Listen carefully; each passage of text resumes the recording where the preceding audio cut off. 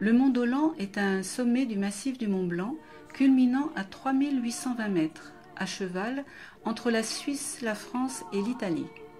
Parti au petit matin à ski de la Foulie, 1594 mètres, je rejoins sur l'arête un randonneur qui avait dormi au bivouac du Fioro.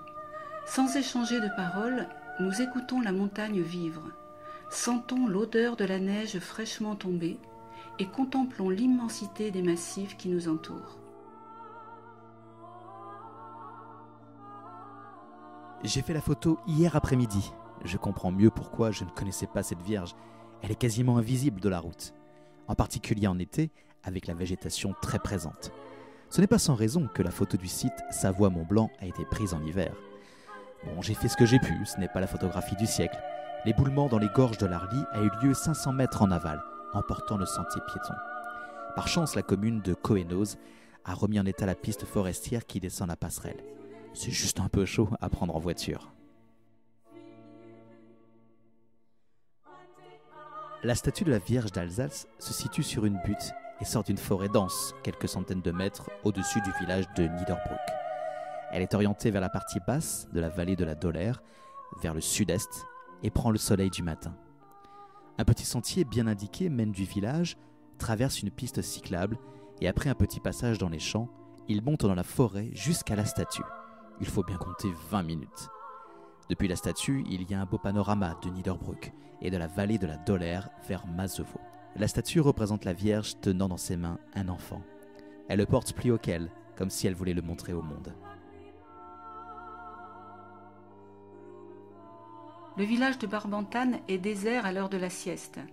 Sur la place principale, je trouve enfin quelqu'un. C'est un monsieur presque aveugle qui m'a expliqué le chemin à suivre.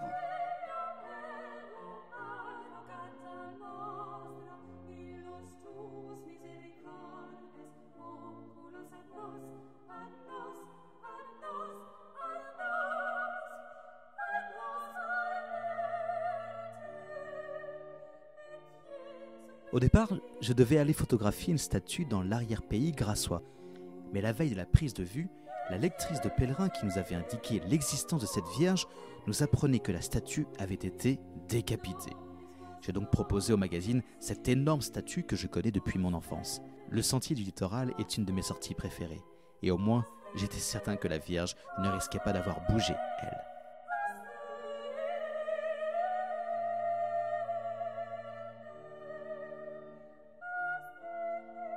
Quoi de plus normal d'emporter un escabeau et une perche pour photographier Notre-Dame du Bâtiment, dont le visage trône à quelques 7,50 m de hauteur.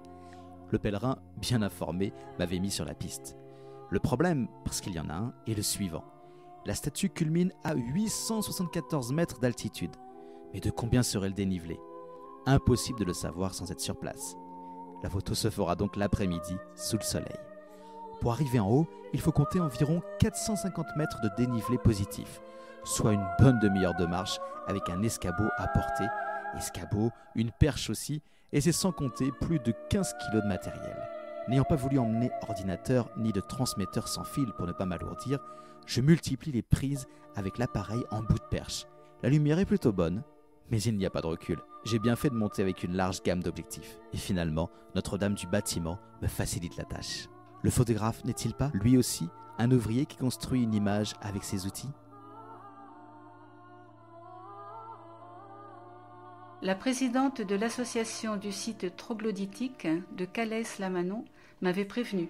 Ce site est dangereux, il y a souvent des glissements de terrain. L'accès au massif étant réglementé en été, de 6h à 11h du matin ce jour-là. Je me lève avant l'aube pour être certaine d'avoir la meilleure lumière avec le massif au lever du soleil.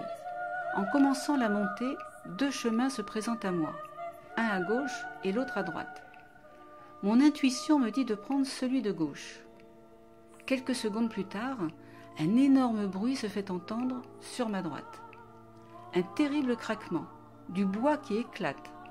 C'est un arbre qui penchait dangereusement. Il vient de tomber. Moralité, rester sur les chemins balisés avant de réaliser cette superbe et enrichissante balade.